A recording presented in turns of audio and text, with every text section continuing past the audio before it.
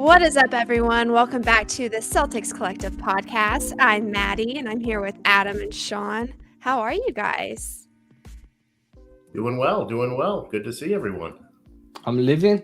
That's the best I can ask for. Adam, we haven't talked to you since you've been back from vacation. Oh, it was a good vacation. It's a holiday where you are, right? That's what they call it's it. a holiday. Holiday. Well, I'm Americanizing. I'm using the correct vernacular for the audience. No, I want to say holiday. Yeah, I went on holiday. So much more trendy, which is not normally like you. So just throwing it your way. Yo, shade at 1 minute and 4 seconds into the show, and that's because you messed up the intro twice. So we're like 30 seconds into the show. Shots fired. I have to stay on brand. Sean, you look beautiful as always. Well, thank you. I feel beautiful today. I love that. It was the best response I could have gotten. We're coming at you guys late because we decided that we wanted to take the long weekend. And we're going to be coming back at you at normal times next week, but we had to accommodate Adam on his holiday. I mean, I had a good time, so thank you for being accommodating.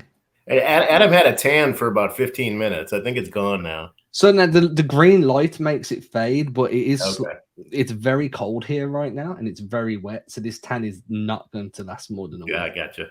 That does not sound like a good time. Did you get a spray tan? No. I got a real tan. I would love to see you with a spray tan. I'm always concerned. Remember the episode of Friends where you might be too young actually, but there was an episode of Friends where Ross got the spray tan and he just ended up coming out like orange, and it was just like, dude, and that was like, I'm never doing that because that would be me. He forgot to turn, and so he went and did it again, and it happened again, right? And he threw Mississippi in, right? So he was like 1 Mississippi, 2, and it should have just been 1, 2. And like, I'm that type of, like, I overthink everything. So I'd be like, is there a Mississippi? Isn't that? Oh, it's too late now. That's perfect. He also had that episode where he had like the really white teeth. Was that the same episode? Was it? Yeah, I think so. Oh, no, I don't think it was. And then he had the leather pants episode as well. This is a Friends Stan podcast, apparently. I mean, I do enjoy some Friends. And Ninja Turtles. We all know that. I completed the collection. Congratulations. I was so happy. You're a full-blown nerd now. Can you see I'm so that? proud of you. And then I've got I've got my Toothless from How to Train Your Dragon. Very cool. So yeah, I'm a full-blown nerd now. You were pretty close before that, so I don't know. I have a Ninja Turtles tattoo. I don't know how much more nerd, and an Iron Man one. I don't know how much more nerd, and a biker mice from Mars. So I don't know how much more nerdy I can get. Yeah, I'm gonna save you from any more embarrassment. I'm gonna let the people know what we're talking about today. Today we're talking about Marcus Smart, what's next coming up on the roster, and Grant Williams, and then we have a little bit of a fun game for you guys at the end. Ooh, yeah. Fun game. Let's dive into Marcus Smart. He says he's almost recovered from his ankle injury. How do we feel about that? Sean, what do you think? You know, it is sort of a glass half full or glass half empty kind of thing where, you can look at it like, all right, well, okay, he's almost recovered. But then you also think, well, geez, it's September. And he's still bothered by this ankle injury that he suffered in May. And he was pretty beat up last year. He had the ankle injury. He had a shoulder injury, I think, at one point. You go back to the year before that, he had the calf injury as well. So, it's been quite a year in terms of bumps and bruises for Marcus Smart. And that's something that you always worry about with him. He puts himself in harm's way so much. You think back to, 4 years ago when he punched a picture frame and almost ended his career because the glass shattered and got between his fingers and could have cut a tendon. So you're always got to be a little bit worried about Marcus Smart in terms of that wild card injury stuff.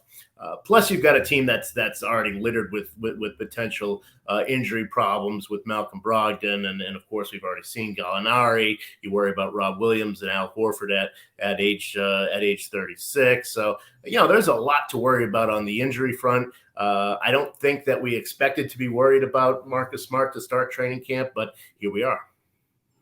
I think that the other thing that concerns me as well, first of all, that the glass, when he hit that picture frame, he revealed last season that there was still bits in there. So it's like he has to deal with that lasting pain as well. And then one of the biggest narratives around Smart throughout his entire career has been, what's his longevity going to be like with the way he plays, the injuries he sustains? Is there going to become a point where his body just starts to break down and he's not the same player he once was, simply because he has to be more mindful about when he puts himself in those situations? Having this long-lasting ankle injury, as you said, the shoulder, there's been knee issues throughout the past. It does make you a little bit concerned. Like, when he starts the season, is he going to be a little bit more timid because he wants to let his ankle continue to strengthen before going full throttle? Or is he going to be the Marcus Smart we all know and love, and is this pit bull, but then he re-aggravates the injury and ends up missing time because of it? So I'd much rather be in a position where you're starting the year without Marcus Smart, if that means that you can you get him back, I don't know, early December, but his ankle's fully strengthened and he's ready to give you 100%. Yeah, I mean, I really remember too last year. I mean, that was one of the big turning points, right? Was when he went out with COVID and you know, everything. Saying, you know, there's what 2-3 games under 500, and it seemed like everything was coming apart. And then he comes back, and that's when everything really started clicking, and you saw everything coming together. So yeah, you know, I mean, obviously you can deal without him, you know, missing a few games here and there. You can deal without him for October, November, but you don't want to deal without him long term. You know, he was so important to what they did last year, and like I said, that the whole season really turned around once he was healthy and back on the floor. The only upside for me is the fact that you now, like when he was out back last season, and like you didn't have him, and there was no other perimeter defender to really absorb those minutes. This time you can lean onto Derek White a little bit more and exercise caution with Smart, because you have a player that isn't at his defensive level but gives you a very good rendition of what Smart does. And then you can throw Brogdon in there as well, that isn't a terrible defender. So you can survive, as you said, October and November, but long term, you don't want to be without Smart for a prolonged period of time. But that's why I'd be cautious to start the season rather than throwing him in there and then being like, oh man, in retrospect, we really should have kept him out for another month. Yeah. Talking about being without players, the Celtics are going to be without Gallinari. How will that affect us at center and power forward? We know it's going to hurt. Adam, do you have any thoughts on who they could bring in to fill that position? So I've got two guys I've been looking at more than anybody else. Number one is Carmelo Anthony, but the downside there is you need to. We're not privy to what the Celtics were planning on doing with Gallinari. He could play the 4, he can play the 5. The hope was, in my mind, that he can spell some rest breaks for Horford and Rob Williams throughout the season by sliding up to 5 or sliding down to 4. And there's not really anybody else on the free agent market at this point in time that can give you multi-positional skill that's like capable of actually being on the floor without being a net negative. So then you start looking at, my number one option is Carmelo Anthony, because Gallinari was brought in for the sole purpose of adding scoring off the bench. Then you'd have Gallinari and Grant Williams spreading the corners or spreading on the wings. So Carmelo Anthony can come in and pretty much give you a very close replication of the shooting and the catch and shoot kind of offense that Gallinari would, without needing to worry about the defense. But you can only play Anthony at the 4. So now all of a sudden you're not going to be able to spell minutes at the 5. And if you were more concerned about Robert Williams than Al Horford, then DeMarcus Cousins is probably that guy for me, because he can play a bit on the perimeter. I think he's shot like 33% last season while he was with Denver. He can play down on the post, he can rebound, he can give you a little bit of everything around the mid-range and the elbows. But there's no one player that can come in and give you that multi-positional like boost that Gallinari would have. So it's going to be a pick your poison. Do you want shooting at the 4, or do you want some rebounding and floor spacing at the 5? Yeah, and I think you make a good point there, Adam. And I'd put it to you this way: what do you think, Adam? What do you think they were expecting from Gallinari? Because they didn't really have a guy like that off the bench last year. What did you think that they were going to ask of him this year? You know, do you really think they were going to ask him to play that much of the 5? That Ime would be comfortable with a guy like Gallinari at the 5? Personally, no. I think that if you look at his statistics when he was playing the 5 with Atlanta, and this is this is going to sound disrespectful to Atlanta, and I don't mean it to be, but it's just the best way I can kind of explain it, is Atlanta's defense at the best of times is bad. When they played Gallinari at the 5, it was awful. So moving Gallinari to the 5 in Boston just didn't seem viable to me. I saw them using him at the 4, kind of like an understudy to Al Horford, capable of filling in those minutes and playing behind Grant Williams when he needed to, and then just being a catch and shoot guy on the wing, slot, or in the corner, and being able to attack closeouts. I didn't expect him to be handling the rock much. It was very much a catch and shoot and a pick and pop or a screen and slip type guy, which is why I'm so big on replacing him with Carmelo Anthony, because I think the like-for-like replacement, the scoring, the ability to be a screener, the ability to create your own shot off the dribble if somebody closes out hard on you, and just being an all-round veteran scorer makes perfect sense for me. But yeah, I did not want or expect to see much of Gallo at the 5.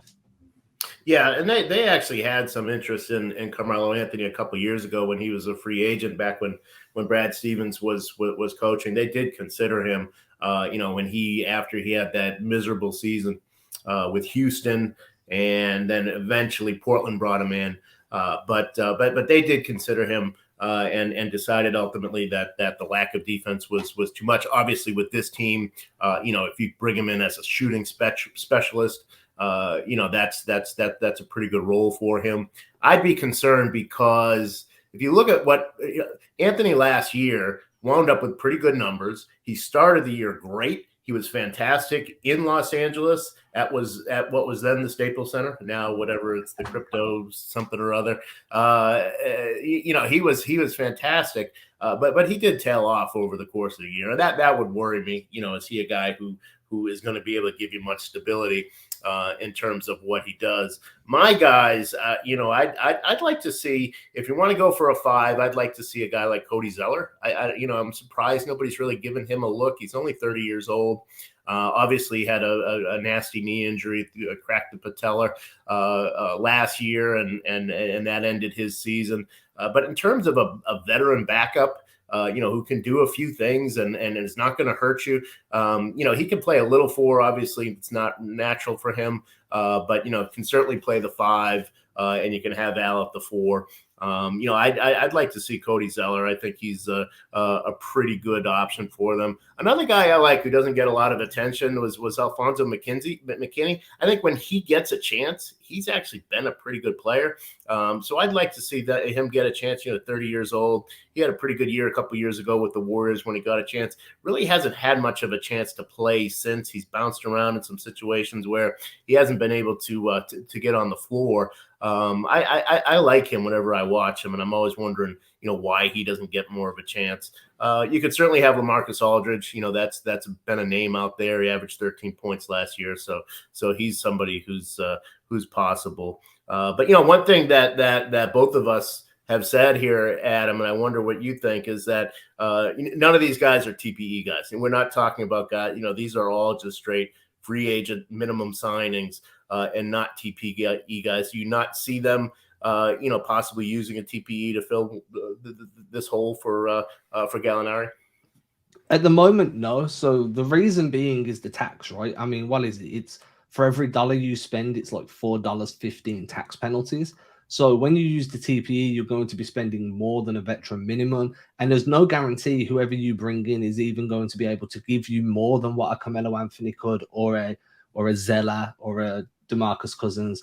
So in my opinion, you save that TPE until you're closer to the trade deadline and see if there's a package that you can put together of some underperforming guys that you may have to bring in somebody that is a difference maker around that February time. For right now, I think there's enough talent in the free agency market, and that Gallo's role was going to be so defined on offense as a catch and shoot threat and just a screen and pop guy that you can find close to perfect replacements for him. And just the one thing with what you said with Melo was like he faded towards the end of last season, and that's true.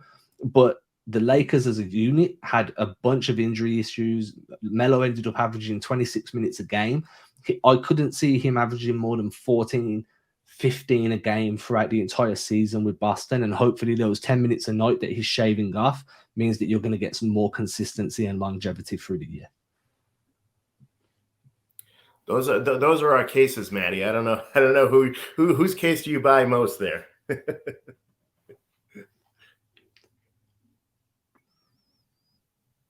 Wow, I was muted, you guys. What a rookie mistake. Adam's not going to let me live that down. I was over here trying to give him props. That was a sign. That was my sign from the universe that I should stick with Sean. I didn't even say it out loud. I used like something that could be edited so you didn't have to admit it, and then you chose to bait yourself out. Full ownership, because I already know I'm going to catch slack on the back end because all my friends make fun of the way that I even say Gallinari, because they're like, Gallinari. It's how I say it. So I'm just wading into it. Let's go ahead and get into Grant Williams and get off of me for a moment because we know that he's going to be taking on a bigger role. What are your concern levels with the extension talks? Do you think that he's going to be able to get this done? Adam, can we start with you? Yeah, we can. I mean, I'm not too concerned right now. There's plenty of time to get this extension done. There's also a world in where if you cannot agree to an extension and you go to free agency, you could end up still retaining Williams maybe on a little bit less or slightly more than what you were going to pay him anyway. I think that if I'm Boston, if I'm the front office, you've had his sophomore year was abysmal. You know, he really struggled to stay in front of guys on defense. His shot wasn't there. And then he has this breakout year in year 3 where the general rule of thumb is if you're going to show improvement, it's generally in that third year if you're not one of these top 2, top 3, 4 guys coming in the draft. So he's done what was expected of him. He's developed in the third year, proved himself and earned himself a viable and long-term spot within the rotation. But if I'm Boston, I'm like, well, you've had 2 years of being subpar and 1 year of hitting the mark and slightly exceeding what was asked of you. Let's see what you do in year 4. And if you can start the season hot and continue to hit threes at a high clip, continue to defend at a high rate, now that defenses are going to be altering the way they defend you and offenses are going to be altering the way they attack you. Maybe they try and keep you on the weak side. Maybe they try and make you fight over screens more. But if you can continue to be effective, then we will kind of move the need a little bit further and come closer to what you're asking in contract discussions. But right now, if I'm Brad Stevens, I want to see more production and I want a bigger sample size of your production before I start committing big money to you. Yeah, I mean, he's an older third-year player as well. I think that's a consideration. But, these negotiations, I think a lot of it does come down to player on one side, team on the other side, and building some trust between the two sides. That going to restricted free agency is usually the right thing for a team to do, but a lot of teams do not like to do it because it strains the relationship. It does throw in this roadblock of you didn't think I was worth it. You didn't, you made me go out and prove myself. You didn't buy, what I had done in my first 3 years. So I do think that there is a tendency between teams and players to want to have want to be on the same page, with these guys' career, and I think that's what Brad Stevens is, and I can tell you that Grant Williams' agent Bill Duffy, that is how he has always handled these sorts of things. There was an agent a while ago. His name was Dan Fagan. God rest his soul. He died pretty tragically in a car accident, but a few years ago. But I remember talking to a GM about him, and he could say that Dan used to go to every meeting with dynamite in his briefcase. In other words, he would go and he'd want what he want. If he didn't get it, he was going to open the briefcase and blow up everybody. And there are agents that are like that. And I can say, though, that Bill Duffy is not one of those guys. He's not that kind of guy. He really does want – I think he views getting that third-year extension as a very important thing. It's a way to generate, huge wealth for that kid's family forever. And you get the opportunity to get that. And you make sure that you take advantage of that. Don't forget that Bill Duffy was also Jay Williams' agent back in 2003 when Jay Williams had that terrible motorcycle crash. He never got to the extension phase of things. So I think that does sort of inform the way that he approaches these things. Bill Duffy is R.J. Barrett's agent, and we saw R.J. Barrett take an extension rather than push for that max extension. Bill Duffy, has a long history of approaching these sorts of things this way, and I think that's how it's going to be with Grant Williams here. I think that in the end, the Celtics don't want to fight. They don't want to go to restricted free agency. Bill Duffy and Grant Williams don't want to fight. They don't want to go to restricted free agency. I think everybody's pretty rational here, and that in the end, that's what's going to play out, that we're going to wind up seeing a sensible deal somewhere in the range of like 3 years and 40 something million, something like that, slightly above the mid-level exception. And that'll be just a starting point for Grant Williams. And I think the best thing to remember is the deadline for these extensions isn't right now. And this is where I'm coming from, where you can still see some early season production and get a contract extension over the line. So there's always that aspect to take into it as well. But I agree. I mean, I think Grant Williams is a terrific glue guy. He's going to have a long tenured NBA career because of the positions he plays, because his game isn't based on athleticism. He's a great locker room guy from everything I've read and I've seen. And there must be mutual willingness to make this deal, because otherwise we would have heard reporting to the contrary, which we haven't done. There hasn't been any leaks. So I would say that I'm expecting the deal to get done, but I wouldn't be concerned if it didn't happen in the next couple of weeks, or maybe even in the next month. Yeah, no, I wouldn't be surprised if training camp starts and we don't see a contract yet. That I think both sides have an expectation that there'll be some good faith bargaining that goes on before the start of the season, and that's when we'll see a deal, probably mid October. October. What is it? It's the 8th today, so about a month from now, I think, is when we'll probably see a deal. And if we don't, and if we get reports of some animosity, A, I would be really surprised. But B, that's an indication that Grant Williams might head to restricted free agency. And again, that's probably, from a team perspective, that might be the right thing to do. But, you look at DeAndre Ayton, for instance, last year, things weren't right with him and the Suns once he came back and had to play for a restricted free agent contract. And that's something that I think Brad Stevens doesn't want to risk.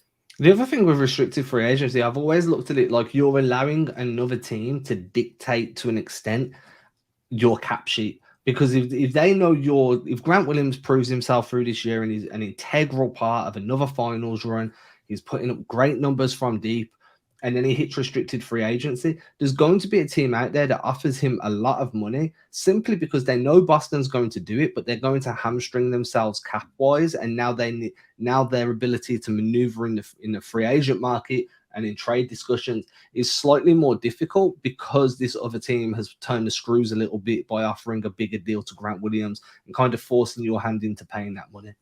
Yeah, and a lot of years that's really not that big of a deal because there just isn't that much cap space. There should be more cap space out there next season than we would usually see. So that's something to keep in mind as well. That if you like this past year, you had 3 teams that had any real cap space, and you saw what happened. A guy like Colin Sexton couldn't get an offer because there wasn't any room out there. That there just was nobody to go to and say, hey, give us an offer. The team might match it, but give us something. It didn't happen because there were no teams out there. Nobody had any cap space. Next year there should be probably about 6 or 7, at least with the ability to create some cap space to be a factor on that free agent market. Mm-hmm. I'm definitely pulling for an extension because I'm working on some Grant Williams Ninja Turtle merch, and the Celtics green just goes perfectly with that. Merch? Are you lying? No. Grant he looks like a Ninja Turtle. I want some. We'll see if I can work you onto the list. I expect to be number 1 on the list. We should probably be consulting with Adam on this and get some ideas on design. You have it tatted on your arm, don't you? I have Ninja Turtles tatted on my arm. I will send you free merch if you get Grant Williams as a Ninja Turtle tatted on your arm. I've got no problem with that. I'll do that. I have it on my neck if I need to. He'll do it himself. Yeah, I've got some tattoo. I've got to book some tattoo sessions to finish the sleeve anyway. I can work that in, no problem at all. Deal. Okay, let's close this out with a fun game because football, the NFL is back this week, which I'm really excited about. I love fantasy football. So we're going to play a little bit of a spin on fantasy football with fantasy basketball Celtics edition. I want to know, just spitball answers, who do you guys think is the workhorse Celtic? Who's consistently contributing to the team? Al Horford. Al Horford. Love Big Al. You guys agreed on it? Wow. No. I don't agree. I was like, wow. I did not expect that. I want to know why Adam thinks so. I just think Al Horford's the master of doing a lot without looking like he's doing too much. Like Al does everything. He's great defensively. He's really good at denying passing lanes. He's really good at staying in front of guys, absorbing contact on offense. He's a screener. He rebounds. He shoots the ball. He's just a workhorse. He's the water carrier. You can just pile things on his back and let him just take you. He's not going to win you a game like by going. Well, he might do if his playoff performances or anything to go by. He's not going to be a guy that explodes for 30, 35, but he's going to be the guy that does multiple little things on both sides of the floor to help kind of uplift everybody else. That's a workhorse. Did you see Sean's face? He's judging you so hard right now. No. If you guys are only listening, please tune into YouTube because Sean's face was hilarious. But you guys, I'm here in Boston, and there's a sports talk guy who has for years, going back to 2017, 2018, when they went to the Eastern Conference Finals, who dubbed Al Horford Average Al. And he dubbed him that because his numbers are, so-so. And you could always divide the Celtics fans in the area into the people who I think are numbskulls who believe that Average Al is correct, that he's not worth it because he doesn't put up these huge numbers, even though he wins. Like he wins. He does things that help you win. And so, I'm pleased to hear Adam say Al Horford because it reminds me of the knucklehead who always says Average Al. It just drives me crazy. From now on, it's above average Al. That's what it is. Above average Al. Yes. More than adequate Al. Yeah. Big Al. Big Al has some great family members too. Whenever I was at Game 4 of the Celtics finals, his sisters were up in the stands by me and they were so nice, so entertaining. Anytime that it was like a timeout or anything like that, my eyes immediately went to them because they were hilarious and they were entertaining the whole crowd. They were awesome. So Big Al gets a fan out of me because his sisters are so cool. Yeah, Anna Horford on Twitter is more of a star than Al is. Yeah, she's popping. She's awesome as well. Like I've had multiple conversations with Anna. She's always super funny, incredibly respectful, and she'll give you some insight into things, and then she'll just kind of tie it back into like opposing fans and why they're just idiots, and then like she'll give you insight into some of the arguments that she's had. The whole Horford family is just brilliant. One of them's running for a position in government, right? Is that right? Wow. Yeah, I'm sure one of them is running for like a government office or like a mayor of a state or a city. So we're gonna have more Horfords to cheer for. I don't have to worry about what side of the land he lies on because I'm not there. So I'm just cheering for the Horfords. Our shirts are gonna have to change from Horford or Big Al gets buckets to Horford gets votes. And then Big Al gets buckets because Horford gets votes. Horford gets votes because Big Al gets buckets. I love it. There you go. Sean, what about you? Oh, I was going to go with Marcus Smart, sort of from what I was saying before. Just, they win when he plays. At this point, there's still the argument. Some people say that, Smart is not a good point guard. He doesn't do this. He doesn't do that. But he does what this team needs, and he does it consistently, and you know what to expect, and he'll play hurt. You know what you're going to get on both sides of the ball, and Tatum can go up and down, Brown can go up and down. You're always going to get pretty much the same thing from Marcus Smart. So I appreciate that from him as my workhorse. The only reason I didn't go with Marcus was one because if we're doing a fantasy draft, there's going to be a form of, how much I've got to spend. And I want to save some of that, but also because sometimes Marcus is going to shoot me out of a game. And I love Marcus, and I'll ride that roller coaster like everybody else. But I'm going with above average Al. Here we go with overthinking again. Adam, the overthinker. What about overvalued Celtic? Who's the most overvalued? I'm going to say Derek White. I kept hearing throughout his short time with the Celtics and into the playoffs that, well, he's doing things out there, that he's making winning plays, and they haven't had a guy like him, and Ime loves him, and all this stuff. But in the end, I mean, he came in for 26 games and shot 40% from the field and 30% from the 3-point line. He had some pretty good moments in the playoffs for sure, but still 36% from the field, 31% from the 3-point line. This is common in his career. It's been the knock on him, is that he's not a consistent shooter, and that's going to hold him back.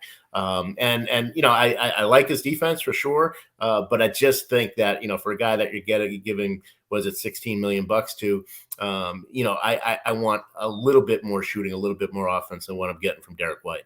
I'm going to defend Derek White slightly and just say he's an exceptional off-ball cutter. Like, he opens up so much for everybody else because of how well because cutting is a skill, right? I think it's one of the most overlooked skills in the NBA. Being able to time when to move, being able to move at a good pace, to be able to kind of like drag defenders out of the way and manipulate the spacing that's going on. He's exceptional at that. But again, when the ball's in his hands and the usage rate he had, he should have been converting more. I agree with you on the cutting, and I also think that when he got more comfortable using that floater, that was, I think he felt like he had to come in and be a 3-point shooter, and it felt like the more that he got comfortable with just being himself, using that floater, he was much more effective when he did that. So I think the hope is that coming into the year, he'll have a training camp, he'll be a little bit more acclimated, but again, shooting's been a problem for him, and it was last year. So I'm super loyal to the Celtics, and to a fault. So when we're choosing overvalued, I'm going to have to choose a newer member of the team that has yet to plant a ball, but the fans think is the second coming of I don't know who, is Mfiondu Kabengele. Everybody is looking at his summer league performances like, this guy's legit. He's going to give us this at the 4. He's going to give us this at the 5. He's super athletic, dude. He smashed some guys in summer league. That's like me going to the park right now and playing some English guys at basketball and just absolutely, it means nothing. Please do it. That would be great content, to be honest. I do it consistently. I'm very, very gifted at dribbling a basketball, but it means nothing. And I think that what a lot of people are expecting from Kabengele and what they're hoping he can be this year versus what we're really going to see from him, which is 74 DMP CDs if he does go into Boston and come off that 2-way deal with 2.6 points per game and half a rebound and 0.1 block shot. He's overvalued and he hasn't even touched the ball yet. So I'm going with Kabengele simply because I am not disrespecting anyone that made the NBA Finals last season. I think that's fair. Who are your Kabengele made the G League Finals, I will say, and he was fantastic. If you go back and look at the numbers, he was fantastic in the G League Finals. Just saying. I love the G League. I'm just gonna push back and say a lot of guys that thrive in the G League struggle once it comes to the NBA because it's not as much as the G League is far more about individual skills than what the NBA is, where it's more team-based and understanding and reading the game. And I love watching the G League because you see some dudes just go ham. And I feel like it's a little bit more aggressive. You get away with a little more physical, and I like that. People are playing for millions of dollars. Like I'm going to be aggressive too. I would love to just see you suit up just one time. I'm fly kicking people for rebound and everything if there's $1 million on the line. I'm sure you are. You're taking people out. Who is your sleeper pick, Adam?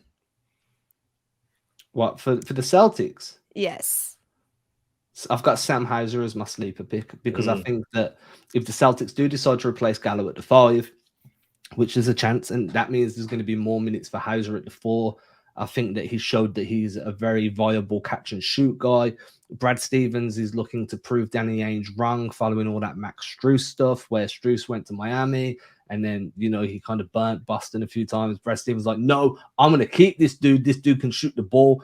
I'm going to give him some minutes. I think I've got Hauser, probably doubling or tripling his points per game and shooting a ridiculously effective 38 to 41% from deep on the season. You just said tripling. Wow. You going to stand by that? He averaged 2.2 points a game. It's not okay. That's fair. Yeah, the math isn't too hard there. No, and I like, and we talk about how they're going to replace Gallinari. Fact is, they're probably just going to not do anything. They're probably just going to do Sam Hauser and my guy, my sleeper pick, Adam's favorite player, Luke Kornet, who has shown an ability when given a chance to occasionally knock down a three-pointer. He'll take them, and occasionally they will go in. Occasionally.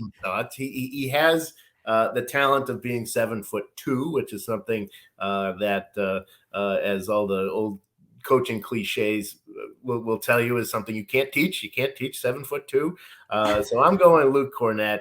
I think he's going to get a chance. He's going to get a chance to play. And if he squanders it at this point, I think he's 28 years old. He's been with about 36 teams, which is, 6 more teams than there actually are. So, he's been everywhere. He's had some chances here and there. I think this is his chance to finally get a consistent role.